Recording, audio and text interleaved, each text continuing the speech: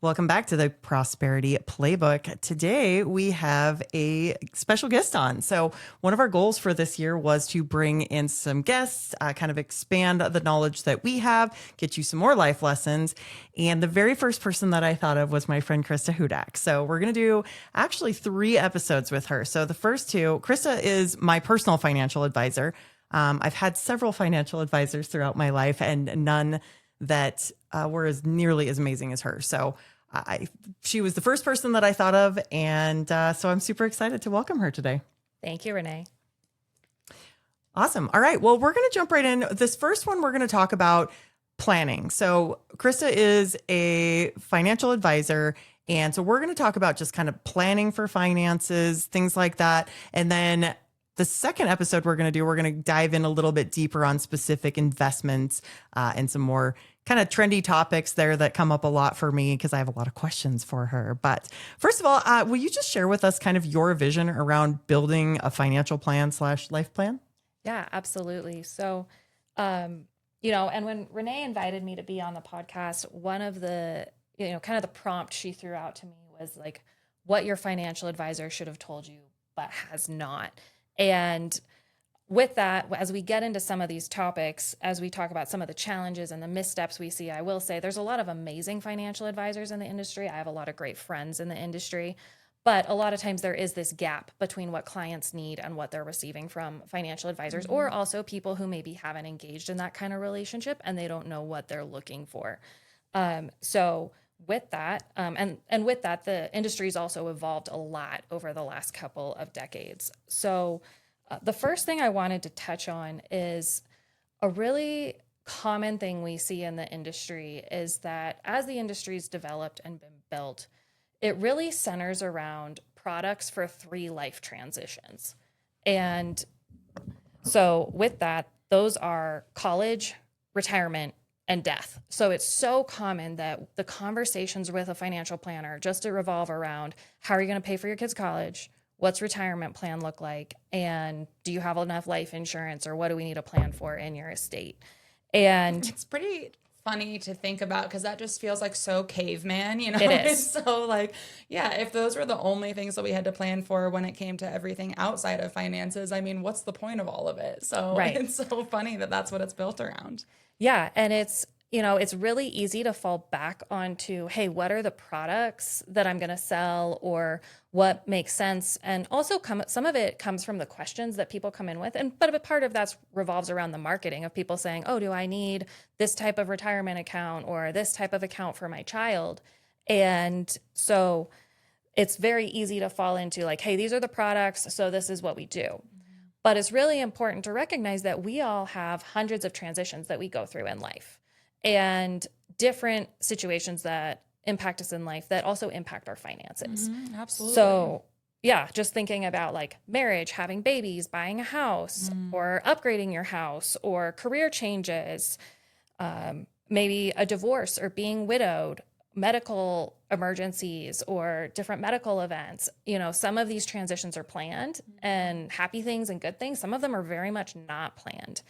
So we have to bring all of those things into the conversation when we're approaching financial planning. So when you're first sitting down with a client, what does that conversation look like? Are you asking them all of those questions? With that, we don't actually start in this place. So This is a little bit of a teaser of like the things that we want to cover overall and just some of the gaps we look at. And part of it depends on how the client comes in on that. But I'll actually touch on in a moment some of our very initial conversations that we cover with our clients. Awesome.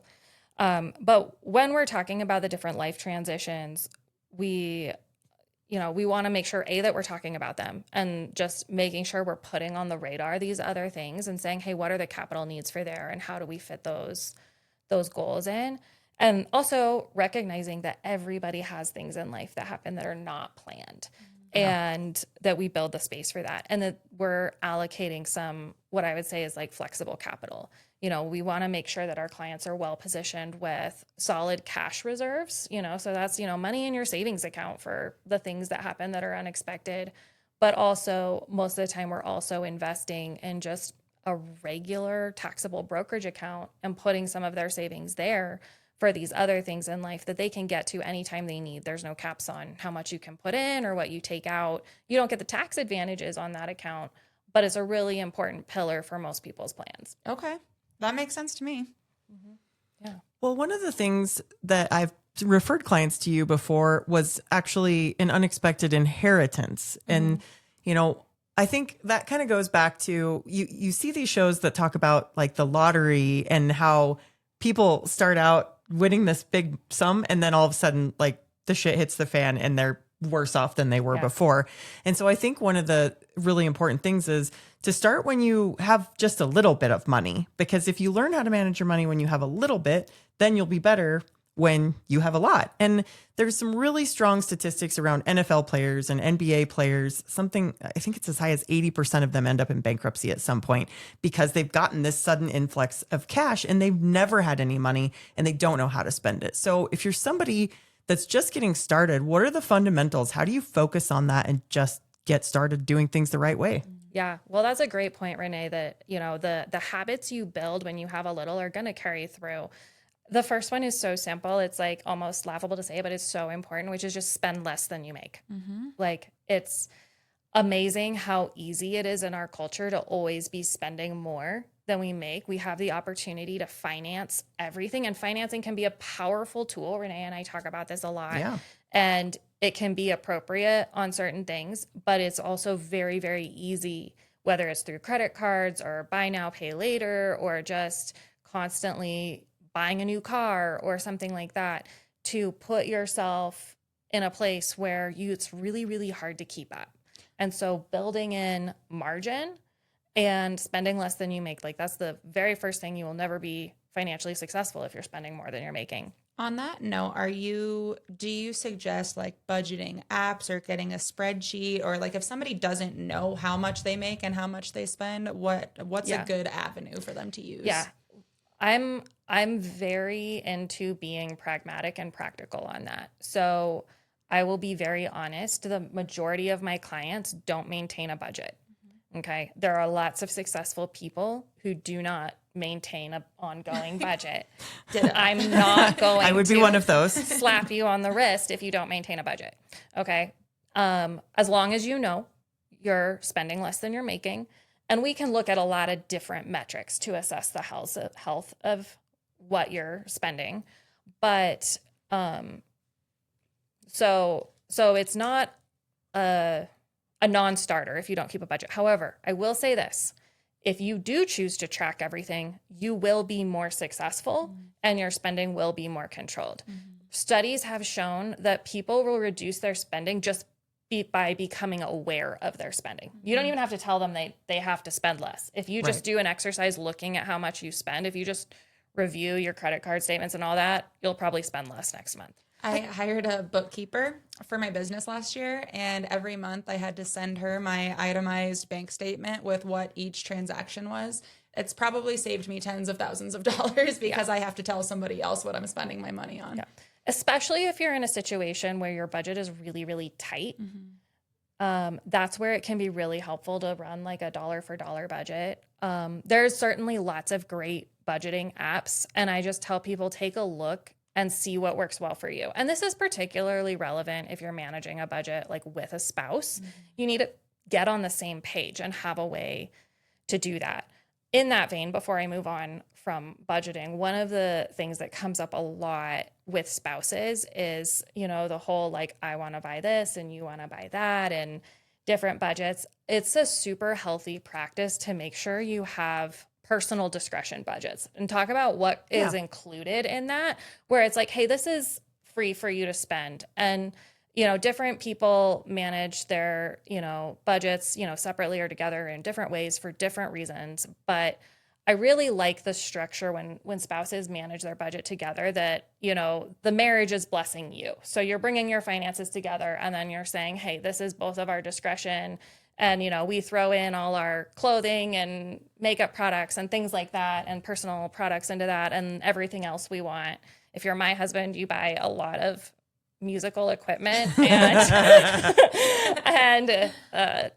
tools for the garage and things like that. And it's all fine because we've allocated, hey, this is how much money you can spend on that stuff. And we have that respect within there. So that's a really nice way where you're not just like, why are you buying, so many clothes? And somebody else is like, well, do we really need that tool? So, love it. So that's definitely something I would encourage couples to do specifically because you've got to approach that stuff together. So on budgeting apps, there's a lot of great ones, anything from YNAB, you need a budget. Faithfi.com has a budgeting app. Trying to think of a few more here. I mean, there are so many resources for budgeting. If you want to do that, a little bit of Googling will get you really far. Personally, I'm a really big fan of just an old school Excel spreadsheet. Mm-hmm. Yeah, I love that. And I think the system that works for you. It can be as simple as an Excel spreadsheet. It can be the old Dave Ramsey thing, which we all know I'm not a huge fan of, but you can put the cash in the envelopes, like whatever that looks like for you. He has an app now too. Oh, there you go. Of course he does. So of course he does. I bet you there are 100 different apps online that you can download for a budgeting thing. Some of them you can even download your credit card transactions or your bank statements right into, so that you don't have to actually enter everything. So whatever works for you, keep it simple. If you're like me and a budget sounds like literally the worst thing ever, I have two things to say about that. One is I actually do feel like my spending has kind of gotten out of control. I feel like as I've started to make more money, I have also just spent exponentially more money. Like I feel like I should have all this extra money and it should be easy to save. And for one, of course, we pay more taxes as we make more money, but I'm not sure where my money is going. So one of my goals for this year really was to start paying attention more to what we spend and stop spending money on just stupid shit that I don't actually need. So We'll that is talk the about first this thing. later. Yes. But what I have Over here done, writing notes. what I have done is automated my savings and investments. So what that means is that I have 10% of my paycheck that automatically goes to a separate bank account. It is not in my normal bank. It is not linked to my checking account. It's money I literally forget that I have. I have to log into an entire separate app, but that money is there when we need a down payment to buy the next property or we buy a boat or whatever. Like all of a sudden I have big chunks of money that I didn't know that I had. And we've done the same thing with investments. And I've gone through different seasons where that amount varies, but if I don't have that automatically set up, it will just get absorbed into my budget, my non-budget. Yeah. Well, I love that, Renee, because that's another great point, after those first things of like, making sure you're spending less than you're making. If you are spending more than you're making, that's when I would really hone in on some kind of really structured budgeting app because I would call that a crisis. Mm-hmm. So you want to make sure you're stopping the bleeding. But then automating your savings. First you want to start with making sure you have appropriate emergency reserves because guess what? Stuff happens in life. And I hear people all the time, when we start talking about spending, they're like, well, but last month wasn't normal because I had this, and this happen. And it's like, okay, but if we were to talk about 3 months ago, you would have had some other things that were abnormal. Mm-hmm. And so it's really important that we account for those things. But automating your savings is such a powerful tool. And what I see consistently is that people who end up in really successful places, really strong positions entering retirement, were habitual savers, and that's often true. I frequently see people who were not particularly high income earners, but have amassed a very nice amount to go into retirement, sometimes way more than they need. And you can definitely oversave, but they've just had the habit of saving regularly and built that up over the years. And that pays off over time, both because you have the habit and you just increase it a little bit over time. But if you're younger and you can start saving in those early years, it makes a dramatic difference later on, especially if you're getting that invested. Yeah. I mean, I think just developing the habit is so important. Like, okay, put $20 a month into a retirement account. That is not going to break the budget. And if it is, you have way bigger problems. But, I think just getting the habit going. And then, like you said, you can always incrementally increase that. And the habit's already there and you don't have to think about it. Yep. It's super powerful. And it's always really fun for me to see when people have that kind of growth and you're like, wow, they're doing really good. Mm-hmm. Love Yeah, it. I'm sure that is the fun part, and being able to like, yes, you can retire someday. Yep. So we talked about spending less than you make, potentially making a budget if you need to, automating your savings. So that's a really good place to get started. Now, once you have gotten started, you're getting comfortable. What's the next step to start setting yourself up for success? Yeah, that's a great question. And part of it depends on, kind of your situation as a whole. You can certainly start if you have a workplace retirement plan available to you. I always recommend people participate in those at least to get their employer's match. Once again, Brett, like you said, you're like, we have bigger problems if you can't put aside $20. So making sure that you're participating in that, there's just a lot of great tax benefits to that structure. It's easy, all of those things. So that's a really easy place if you're in that kind of like starter place. And it is easy to set up investment accounts on your own if you're at a place where you're like, hey, I'm just starting out with a little bit. And then you can also look for a financial advisor. A lot of financial advisors have minimums. We've played around, to be honest, with having a minimum, but we don't feel that fits who we are, just because we like to help people at a lot of different levels. And we think that that's a good way for us to give back in our business. We do put requirements on people, though, especially if they're not what would be meeting a minimum, but because we want to see people making the right steps. So reaching out to a financial advisor to kind of get your next steps to get set up investing, or you can kind of investigate more of just getting some basic things going for sure. Amazing. So when you are looking for a financial advisor, knowing you, I know that you guys are really values based, and that's something that's really important. But I think a lot of people just Google financial advisor near me. Yeah. How do you find a financial advisor that is going to be the best fit for you? Yeah, that's a great question. What I would say on that is just making sure to engage with people personally. Like, this is a personal industry, and and we can jump to a little bit of how we approach financial advising, but you want somebody that you trust on that, and you're going to have a personal connection with, and is going to understand your goals. That's one of the biggest things. Sometimes I have clients who come from other advisors, is sometimes what they're looking for is saying like, hey, I need somebody who understands what I'm trying to accomplish. And then of course, somebody who, is knowledgeable in the industry, has the right credentials, and is putting in the work to make sure that you're invested well. I love that. So you said you'll tell us how you do things. I'm very curious. Like, if I'm coming in to meet with you for the first time, what are some of the questions that you're asking? Yeah. So one of the most important things when we are looking at constructing financial plans is it's very common, this is not unique to us, to construct goals-based plans. That's kind of how we all approach it now, is saying like, hey, you have goals, let's build a plan around your goals of how we accomplish those. That's not anything revolutionary.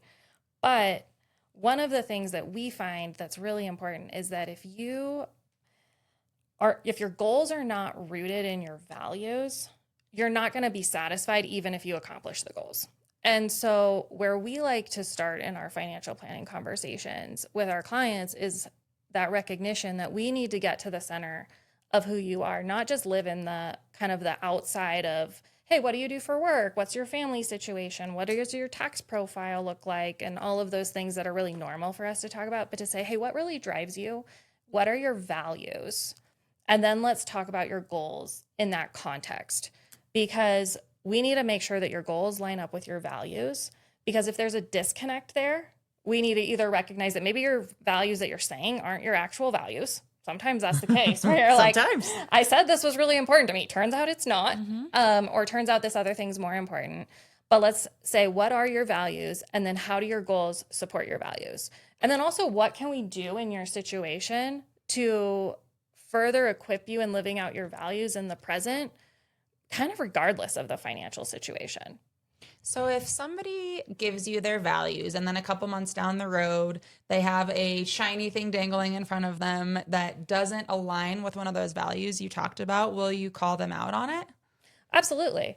I am a big believer in having hard conversations with my clients. A great example is, I've had clients who say things like, we have a goal of, we want to have a cabin in the woods. okay, well, tell me about that. Why do you want to have a cabin in the woods? And that's always what I tell my clients. When you tell me you want something, I'm going to ask you why. When we were talking on our last couple episodes about the conversation Renee had, it was with Christa. So they say, we want to have a cabin in the woods. And well, why? Because we're both really busy. I'm traveling all the time for work. We're all over the place. And we want to just be able to spend time together. Okay. We can absolutely build a plan to save for a cabin in the woods. But you've just said what's important to you is that you spend time together. And that's free. And you can allocate time. And maybe we allocate some resources to go on a date night periodically and recognize that we don't want to just put everything towards this 10-year goal of a cabin in the woods, but that you want to invest in your relationship in the present. And if the cabin in the woods happens, that's great. That's fantastic. But we can meet that need and address that value in the present so that you're together when you get there. It's the fisherman in Mexico story. And I'm going to butcher this story, but I heard this the other day and I thought of you because this is what you try to get through to me all the time. But so there is this fisherman in Mexico and he goes out and fishes a little bit in the morning and then goes home and eats what he caught with his family, spends the afternoon with his family. So this American tourist is like, man, you should get a bigger boat because then you could take more people out and you could catch more fish. And he's like, well, why would I want to do that? And he's like, well, then if you did that, then you could get in more boats and you could hire your friends and you could catch more fish and you could make more money. And he was like, why would I want to do that? He's like, well, then you could open up like a trade route between here and Britain and you could make all this money and you could do this. And he's like, why would I want to do that? And he said, well, because then you could retire and you could just fish a little in the morning and spend time with your family in the afternoon, which is where he already was. And so you could do all of this stuff. And the thing that you always say to me that always makes me think really hard is how much is enough? Like if I say I want to make $1 million, you're like, why? And I'm like, I don't know. It sounds cool. And it can be cool. And that's no reason. And don't take this to say that it's not good to be productive. But ask yourself why, because maybe the answer is because I'm excited about growing my business, because I want to see what I can do. Or maybe there's some really cool things you want to fund. Yeah. And that's awesome, but know why you're doing it, because otherwise you'll just be on that hamster wheel like you were describing for no particular reason. And so we want to get to the root of those goals so that we have the right goals. And it's okay to throw goals out the window. And so often when people come in, it's like, there's like this template floating around of what everybody feels like they should want. And this conversation is permission to say, like, it's okay if you want something different. It's okay if you want something simpler. It's okay if, you don't want to have the giant house or do all of these things. Or you don't want to travel, because that's on everybody's list is, traveling. But take the time to say what really matters to me and where do I want to invest myself, my resources, my time, and let's focus on those things and let's free up your resources in the present too to accomplish the things that really matter. Something that I really love about this conversation is I feel like when we're looking at the things that we want in our lives, it can feel like we want everything, like I want the lake house and I want to spend more time with my family and I want the really big business and I want to travel. But like realistically, I can't do all of those things at the same time because I'm only one human. And so having a values-based conversation and really doing a deep dive into what you do want can give you a lot more confidence into what you actually are saving for and can give you confidence in your future planning. Yeah, I love that where you say, I'm just one person. I can only do so many things. That's something I think about a lot, just in terms of like, the amount of stuff you accumulate. I have a Shelby Mustang that I love driving in the summer. When I first got into Mustangs, you start going down this road of like all the different Mustangs that would be great to own. But then you're like, but then I would need a giant garage and I would need this and I would need this. And then, one day you realize you're like, but I can only drive one car at a time. Mm-hmm. Yep. And I'm good with my one Mustang. And to realize like you can just enjoy fewer things more fully to equip you to do the variety of things you want to do. I love that. So when you're meeting with somebody, I'm sure that you get it a lot where people are kind of afraid, right? Mm-hmm. They're uncertain. The future feels a little bit scary. They don't know how much they need to save. What kind of conversations do you have with those people to make them feel confident and know that they can start saving today and know how much they need to start saving? Yeah, absolutely. So that is one of the big things that we do for our clients is bring clarity around these goals. So we definitely want to build out what it is that they're looking to accomplish. And different people come in different situations, but I will say fear is really common at a lot of levels. Some of my wealthiest clients struggle with fear, and they come in and they say, am I going to be okay? And I'm like, yes, you're going to be just fine. And then I have people who come in who are in really tough situations, and it's like, okay, we'll figure out the plan how to make this work. But there's a couple steps to it. But the first thing I want to say is that, especially when you're in a savings stage, there's certain stages where you get to and you're like, okay, this is what we got to work with. But when you're in a savings stage, your savings number to accomplish your goal shouldn't be this elusive, I can never save enough number, unless you just have astronomical goals. But, and it's okay to say, I'm going to push forward because I'd like to do all of these things if possible. But it shouldn't be an elusive number. That's something that we can calculate, and there's some steps to get there. The first thing is to say, obviously we need to cover things like retirement. So we're going to have some conversations about your career and how long realistically you're going to be working your career.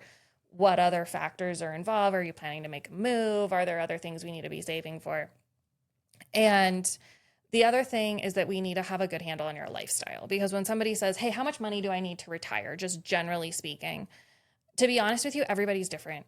Like, I have clients who are so content on pretty minimal budgets, and I have clients who have much larger budgets, and that's not right or wrong. And it's just, we need to get a handle on what your spending level is and what the different pieces are in there. And this goes back to the budgeting conversation. If somebody keeps a monthly budget and they're able to spit out to me exactly what their monthly spending is, that makes my life really easy, but it is very amazing. rare. It is very, very rare. So normally we have to do a little bit of work on that. And normally I'll have to give my clients a little bit of homework of saying, hey, and normally what I tell them, I don't want them to fill out a form of what they think they're spending, because everybody undershoots that. They fill that out of being like, oh yeah, I only spend, $500 a month. And, I wish. Yeah.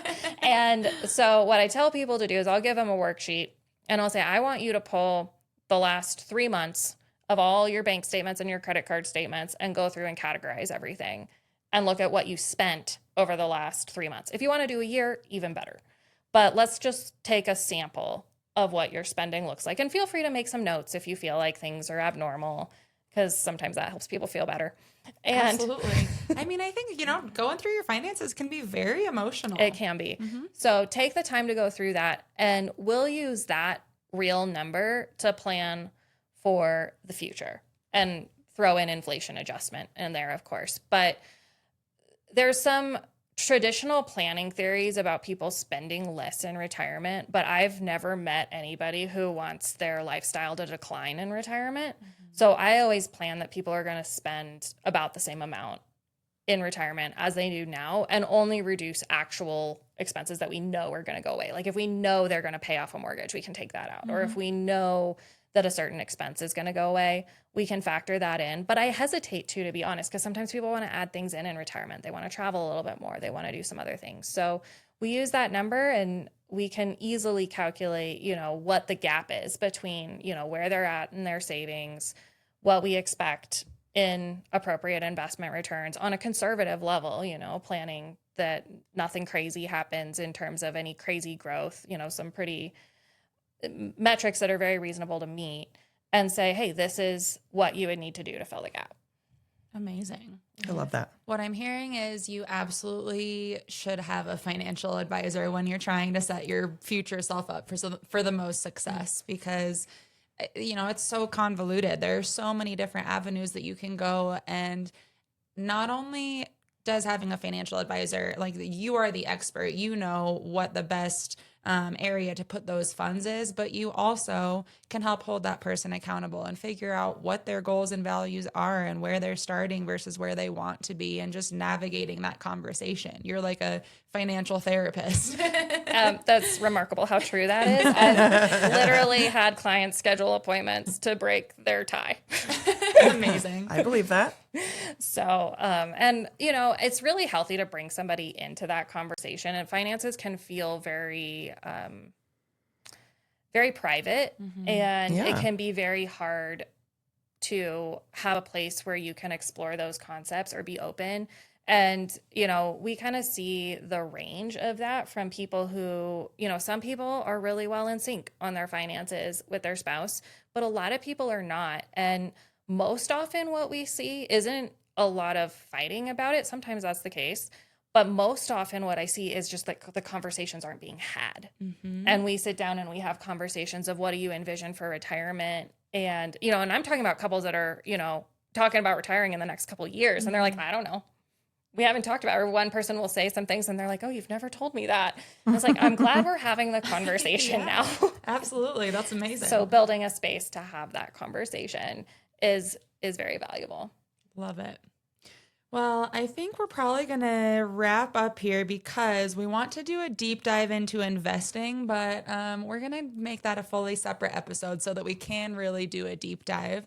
Do you have any other questions that you want to add in, Renee, before we move to our next episode? No, I think that was awesome. I think it's you kind of gave everybody a little place to start no matter where they're at, and just some good things to think about, a little food for thought for everybody. So I'm excited to dive in on this next one. If this has been helpful for you, please like, share, subscribe. Everybody needs a little advice around this. In my experience, everybody is behind on retirement planning and planning for the good and the bad and all of the things. So please do share, and please join us for the next episode with Christa to talk about more in depth on investing specifics.